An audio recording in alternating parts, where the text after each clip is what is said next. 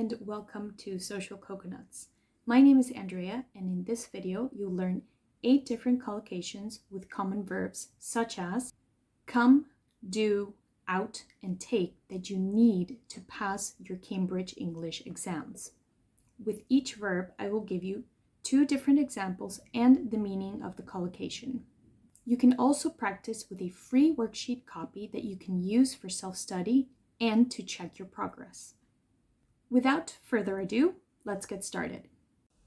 Alright guys, let's start with the collocations with the verb to come.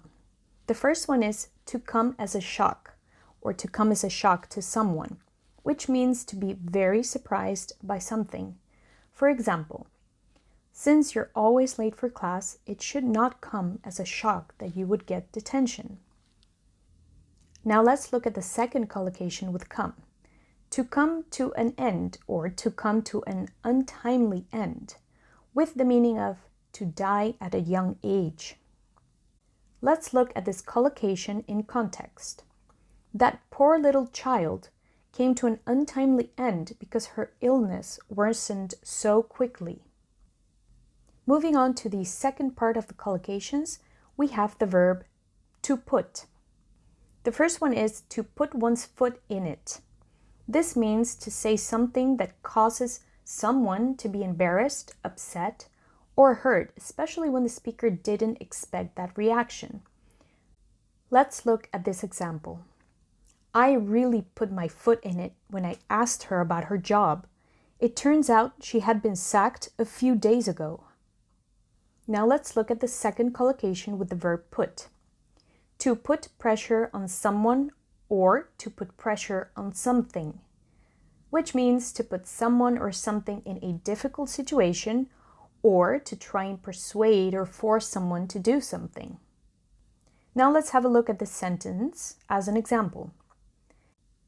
Analysts said the lack of supply would undoubtedly put pressure on prices. The third collocation we're going to be dealing with uses the verb do. The first one is to do harm. This means to damage or injure physically or mentally and have a bad effect on someone or on something. For this collocation, I prepared 2 different examples. Let's look at the first one. The floods didn't do any serious harm to our crops. And the second example is, he didn't intend to do her any harm, but she got hurt by his words in the end. Now let's look at the collocation to do well, with the meaning of to be wise or use good judgment, to do what one ought to do. Let's look at the example that goes with this collocation. You did well to avoid him when he was in a bad mood. Good, now we can jump over to the last collocation with the verb to take.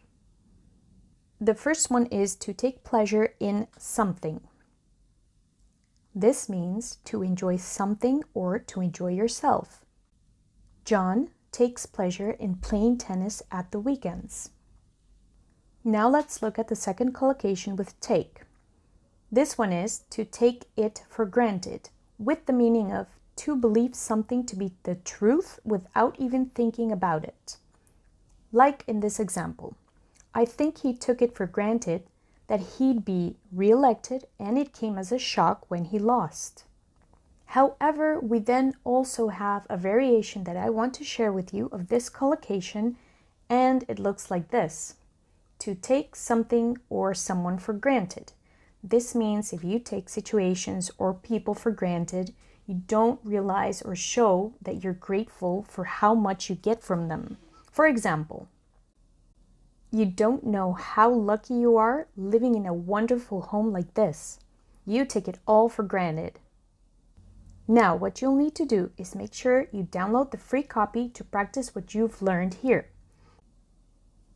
There's also a more complete copy available for those of you who would like a more thorough practice with all these collocations. You can find the links in the description box. Click on the links below to follow me on social media, subscribe to my channel, and make sure you check out my other English advanced videos for more exercises like this one and I will see you guys in the next video.